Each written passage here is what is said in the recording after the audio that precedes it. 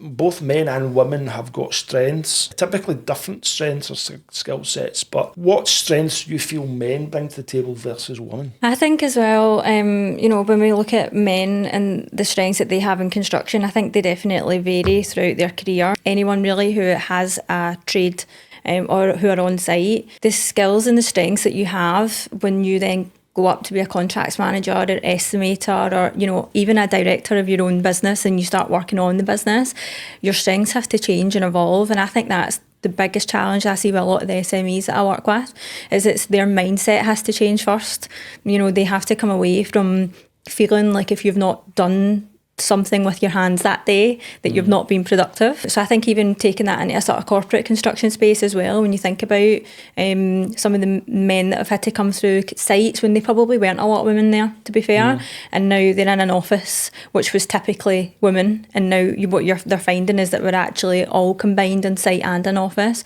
And I think, when you're part of a project, the strengths that some of the men that I've worked with, they're just very direct in getting the job done. They have got project milestones to meet, and they have that direct approach of this is where we are and this is where we have to get to.